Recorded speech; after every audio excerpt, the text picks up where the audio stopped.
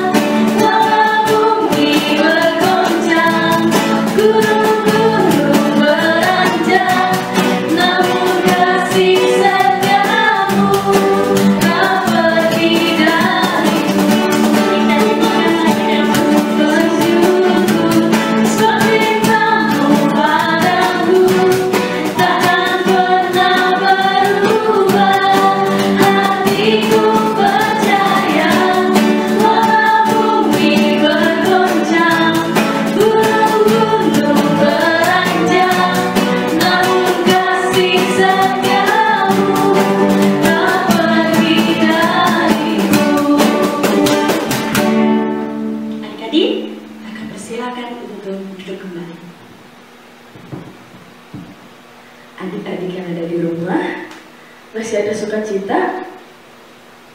Ingat, tanpa Tuhan, kehidupan tidak memiliki tujuan.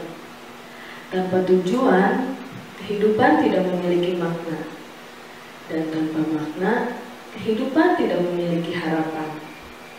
Setiap usaha dan karyamu hari ini, bawalah dalam doa, agar Tuhan menyempurnakannya. Adik-adikku yang ada di rumah, kembali kita menaikkan pujian kita. Terima kasih Tuhan, dinyanyikan 2 kali.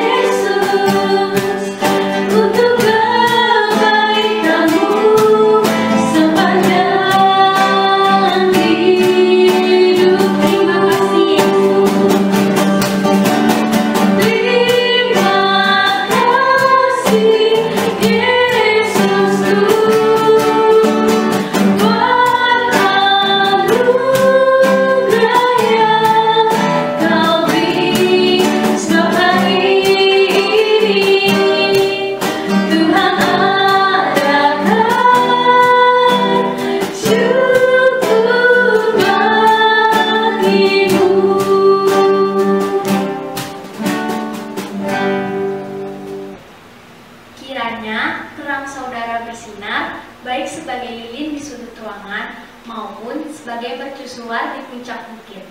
Sukacita adalah payung yang menjaga kita saat menghadapi hari-hari hujan.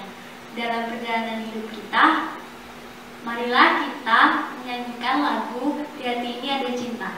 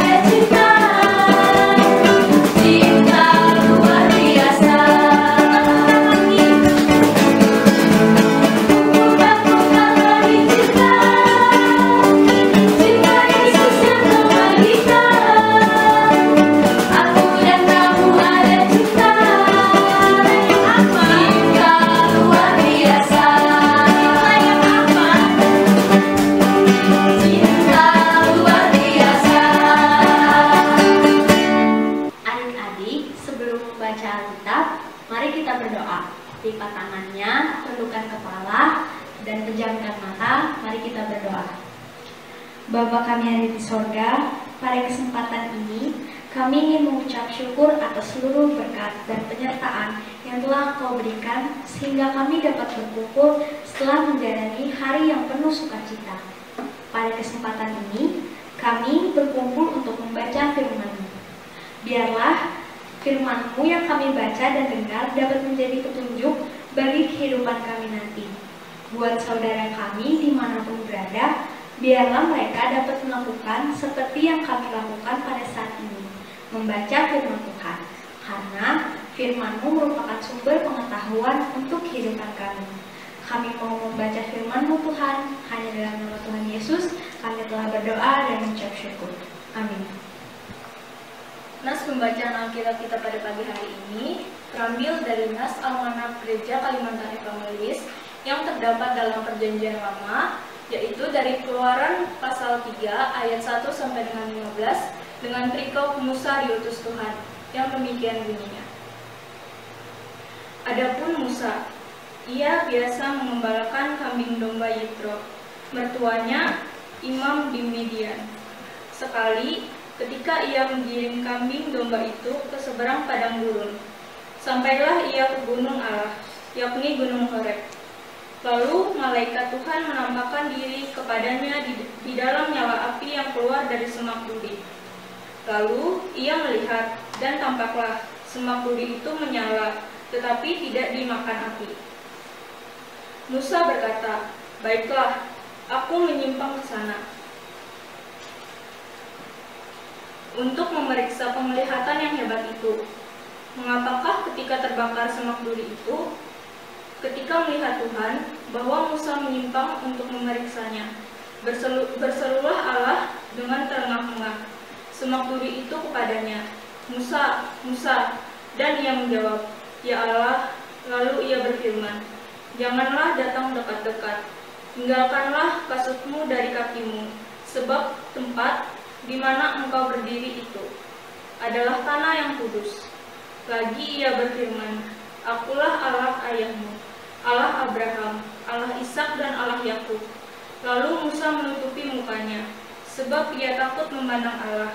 Dan Tuhan berfirman, 'Aku telah memperhatikan dengan sungguh kesengsaraan umatku di tanah Mesir, dan aku telah mendengar seruan mereka yang disebabkan oleh pengerah mereka. Ya, aku mengetahui penderitaan mereka. Sebab itu, aku telah turun dan melepaskan mereka dari tangan orang Mesir dan menuntun mereka keluar dari negeri itu, ke suatu negeri yang baik dan luas, suatu negeri yang berlimpah-limpah susu dan madunya, ke tempat orang Kanaan, orang Het, orang Amori, orang Feris, orang Hewi dan orang Yebus. Sekarang seruan orang Israel telah sampai kepadaku, juga telah kulihat betapa kerasnya orang Mesir menindas mereka. Jadi sekarang, pergilah, aku mengutus engkau kepada Firaun untuk membawa umatku, orang Israel, keluar dari tanah Mesir.' Tetapi Musa berkata kepada Allah, 'Siapakah aku ini? Maka aku yang akan menghadap Firaun dan membawa orang Israel keluar dari Mesir.' Lalu firman-Nya, 'Bukankah aku akan menyertai engkau? Inilah tanda bagimu, bahwa aku akan mengutus engkau apabila engkau telah membawa bangsa itu keluar dari Mesir. Maka kamu akan beribadah kepada Allah di gunung ini.' Lalu Musa berkata kepada Allah, 'Tetapi apabila aku mendapatkan orang Israel dan berkata kepada mereka, Allah nenek moyangmu telah mengutus aku kepadamu, dan mereka bertanya kepadaku, bagaimana tentang namanya? Apakah yang harus kujawab kepada mereka?' Firman-Ku Allah kepada Musa, 'Aku adalah aku.' Lagi firman-Nya, 'Beginilah kau katakan kepada orang Israel itu, Akulah aku, telah mengutus aku kepadamu.' Selanjutnya berfirmanlah Allah kepada Musa, 'Beginilah kukatakan kepada orang Israel, Tuhan Allah nenek moyangmu, Allah Abraham, Allah Ishak dan Allah Yakub telah mengutus aku kepadamu. Itulah namaku untuk selama-lamanya, dan itulah sebutanku turun-temurun. Yang berbahagia ialah mereka yang mendengarkan firman Allah dan yang melakukannya dalam kehidupan kami.'" Ada banyak cara untuk dapat memotivasi hidup.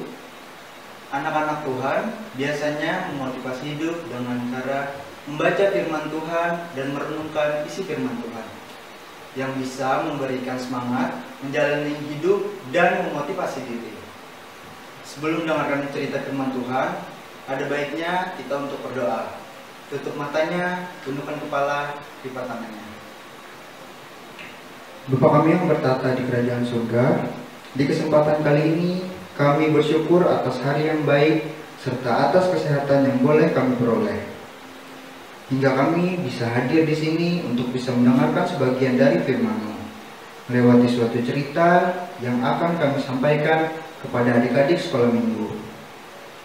Dalam rangka ibadah, pada minggu pagi hari ini, kiranya apa yang Engkau teladankan bagi diri kami tentang kasih yang sejati, semoga kami bisa menjadi perpanjangan tangan-Mu, bisa menjadi ranting-ranting-Mu dalam menebarkan kasih kepada sesama kami, serta bisa membawa kabar sukacita bagi mereka yang terpanggil dan bagi mereka yang membutuhkan.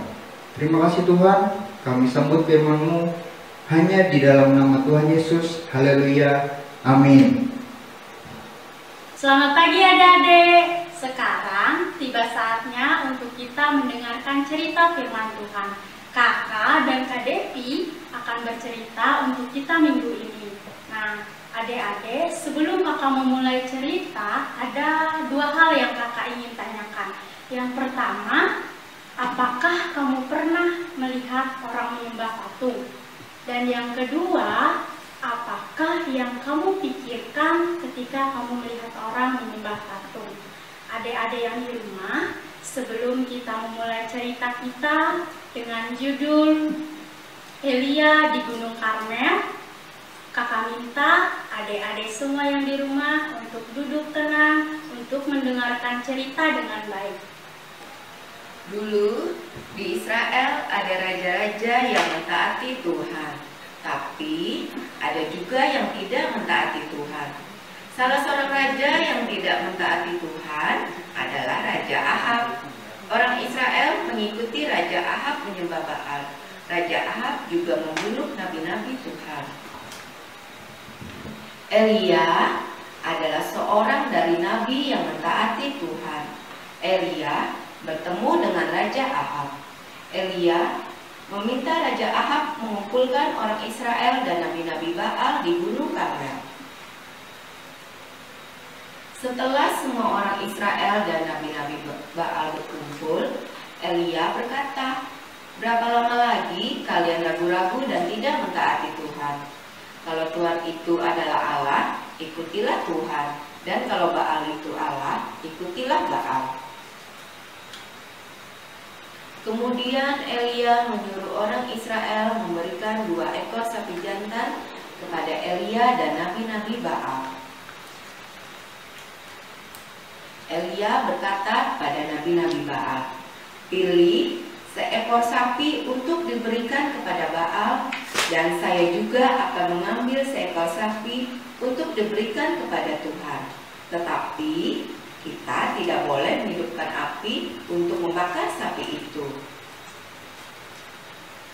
Lalu silakan kalian memanggil Baal dan aku akan berdoa kepada Tuhan. Siapa yang menjawab dengan mengirim api untuk membakar sapi itu, maka dialah Allah yang sebenarnya." Orang Israel pun setuju. Sepanjang hari, nabi-nabi Baal memanggil Baal untuk mengirim api sambil menari-nari di sekeliling tempat untuk membakar sapi dan berteriak-teriak seperti orang yang kesurupan. Tetapi tidak ada sesuatu yang terjadi.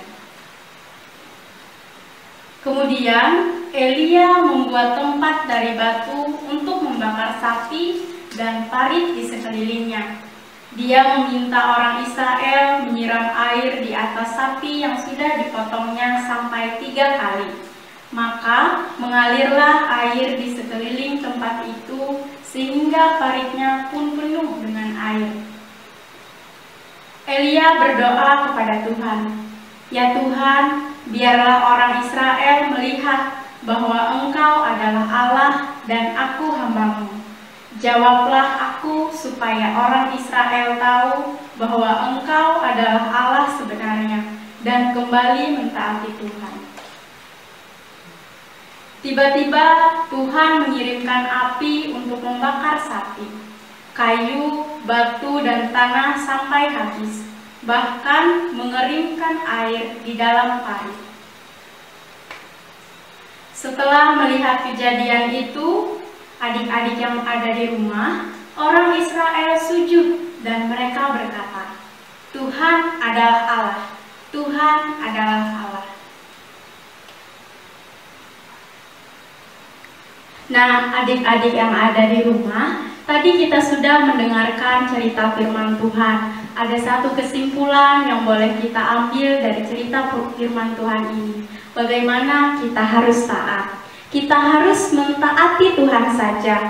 Kita harus percaya bahwa Tuhan kita adalah Allah yang Maha Kuasa.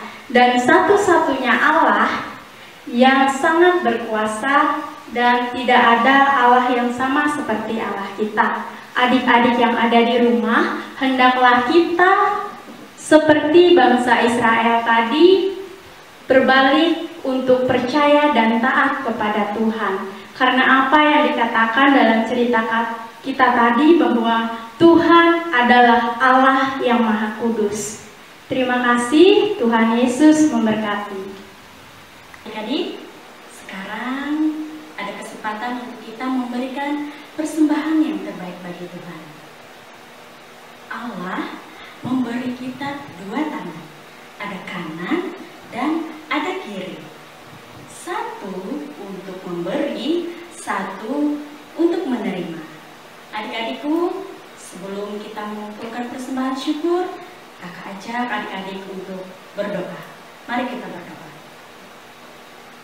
Kami mohon Tuhan memberkati tangan-tangan yang memberikan dengan sukarela, dan juga yang tidak sempat memberi. Biarlah pelayanan kami ini semakin diberkati. Kami yakin dan percaya Tuhan memberkati persembahan yang akan kami berikan. Haleluya. Amin. Adik-adikku, kakak ajak untuk kita sama-sama menaikkan satu pujian dengan judul Bapa Ku Datang Padamu. Mari kita nyanyikan 2 kali. Bapa Ku Datang Padamu, naikkan ucapan syukur.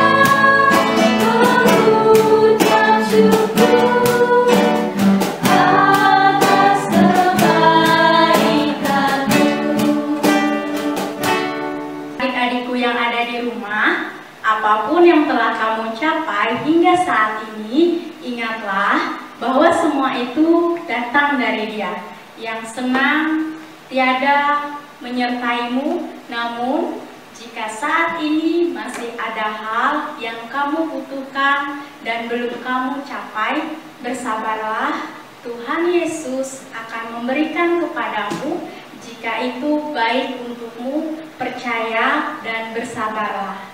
Kembali kita naikkan pujian kita dengan judul Berani Tampil Beda yang akan kita ulang 2 kali.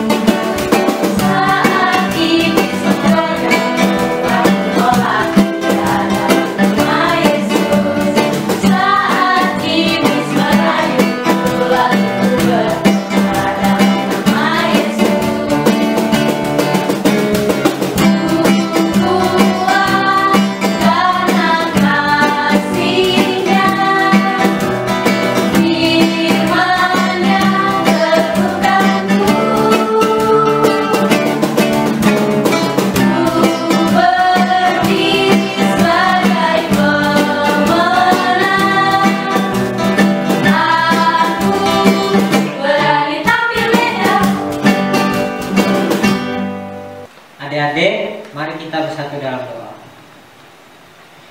Terima kasih Tuhan, untuk hari ini Engkau telah berikan hikmat yang besar pada kami.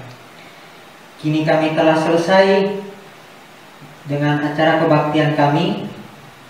Berkatilah kami agar apa yang telah kami baca dan apa yang telah kami dengar tentang firman-Mu dapat berguna bagi kami. Terima kasih Tuhan, inilah permohonan kami. Di dalam nama Tuhan Yesus kami berdoa, amin. Demikianlah ibadah sekolah hari Minggu GKE Parapah. Semoga menjadi berkat bagi kita semua. Tuhan Yesus memberkati, amin. Sekian dan terima kasih. Dadah.